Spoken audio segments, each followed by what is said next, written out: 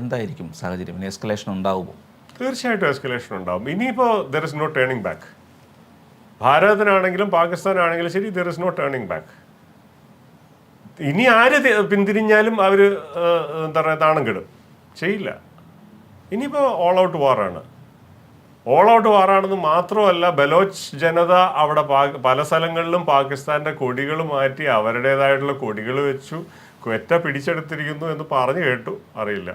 അങ്ങനെ ധാരാളം വാർത്തകൾ വരുന്നുണ്ട്. പക്ഷേ വീഡിയോകൾ കണ്ടിരുന്നു, പാകിസ്ഥാൻ്റെ കൊടികളൊക്കെ മാറ്റി അവർ അവരുടെ ബലോച്ചിൻ്റെ കൊടി പറപ്പിക്കുന്നു. അതുപോലെ തന്നെ പാകിസ്ഥാൻ റേഞ്ചർമാരെ IED വെച്ച് തകർക്കുന്നതിൻ്റെ അങ്ങനെ കുറേ 2 വ്യോമസേന ഉദ്യോഗസ്ഥരെ കൊലപ്പെടുത്തിയിട്ടുണ്ട്. ധാരാളം ഇത് വരുന്നുണ്ട് ബലോച്ചിൻ്റെ. കാരണം നമ്മൾ ആദ്യമേ തന്നെ പറഞ്ഞതാണ്, പാകിസ്ഥാൻ ഒരു വാറിലേക്ക് പോയി കഴിഞ്ഞാൽ ബലോച്ച് ജനതയെ അടിച്ചമർത്താനായിട്ട് പിന്നെ പട്ടാളക്കാരില്ലാത്ത അവസ്ഥ വരും. അവർ ഉയർത്തെഴുന്നേൽക്കും. അവർ ഓൾ ഔട്ട് വാറായിരിക്കും ഇനി അങ്ങോട്ട്. അവർ ഓൾറെഡി ഒരു സൈഡിൽ നിന്ന് പാകിസ്ഥാനോട് യുദ്ധം പ്രഖ്യാപിച്ചു കഴിഞ്ഞു.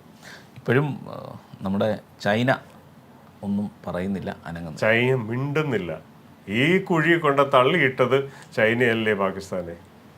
മിണ്ടുന്നില്ല. പൈസയും കൊടുക്കുന്നില്ല, ആയുധവും കൊടുക്കുന്നില്ല.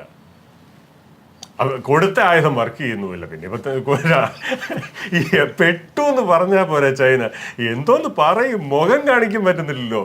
HQ-9 കൊടുത്തു, ആ സാധനം മുഴുവൻ മറ്റേ കാമിക്കാസെ ഡ്രോണോ ഒന്നും വെച്ചിട്ട് ഒന്നും പിടിക്കാണ്ട് ആ ഡ്രോൺ തന്നെ പോയി ആ HQ-9 അടിച്ച് ദൂരെ കളഞ്ഞു. അപ്പോൾ തീർച്ചയായിട്ടും എസ്കലേഷൻ ഉണ്ടാകും കാര്യമായി തന്നെ. അപ്പോൾ തീർച്ചയായിട്ടും കരയുദ്ധത്തിലേക്ക് മാറുമോ? കരയുദ്ധത്തിലേക്ക് മാറുമെന്ന് സംശയമൊന്നും ഇല്ലാത്ത കാര്യമാണ്. പാകിസ്ഥാൻ കോട്ട്ലി ജില്ലയിൽ സൈനിക ടാങ്കും ബോഫോഴ്സ് ഹവിറ്റ്സർ തോക്കുകളും ഒക്കെ ആയിട്ട് വരുന്ന വീഡിയോ വന്നിട്ടുണ്ടായിരുന്നു. ഇന്ത്യ ഓൾറെഡി അതിന് റെഡിയാണ്. ഭാരതം എപ്പോഴേ റെഡിയാണ്. We are ready. കരയുദ്ധം ഓൾറെഡി ഉണ്ട്, അത് വളരെ ആസന്നമാണ്. അതുകൊണ്ടല്ലേ ഞാൻ പറഞ്ഞു, നിങ്ങളുടെ ആ ഒരു പാറ്റേൺ നോക്കാമായിട്ട് നമ്മൾ അവരുടെ എയർ ഡിഫൻസ് സിസ്റ്റമാണ് ഏറ്റവും ആദ്യം ടാർഗറ്റ് ചെയ്യുന്നത്. അത് കഴിഞ്ഞിട്ട് നമ്മുടെ എയർ ഡിഫൻസ് സിസ്റ്റം ഇവിടെ നിൽപ്പുണ്ട്. അവർക്കൊരു എയർ സ്ട്രൈക്ക് നടത്താൻ പറ്റില്ല. അവർക്ക് ആകെപ്പാടെ ചെയ്യാൻ പറ്റുന്ന ബ്ലൈൻഡായിട്ട് ടാങ്കും കൊണ്ട് കയറിങ്ങ് പോരാനേ പറ്റുള്ളൂ. അവരുടെ ആർമഡ് ഡിവിഷൻ എനിക്ക് തോന്നുന്നു കഴിഞ്ഞ തിങ്കളാഴ്ച വന്നതാണ്. അത് ഓൾറെഡി മൂവ് ചെയ്ത് തുടങ്ങി, നമ്മൾ അടിക്കുന്നതിന് മുമ്പ് തന്നെ. ഓൾറെഡി അത് നേരത്തെ മൂവ് ചെയ്ത് തുടങ്ങിയതായിരുന്നു. നാവികസേനയും കൊണ്ട് വരാൻ കഴിയില്ല, നാവികസേനയ്ക്ക് അനങ്ങാൻ പറ്റില്ല, വ്യോമസേനയ്ക്ക് വരാൻ പാടാണ്. വ്യോമസേന വരും, പക്ഷേ വ്യോമപ്രതിരോധം ശക്തമാണ്. നമ്മുടെ വ്യോമപ്രതിരോധം ശക്തമാണ്.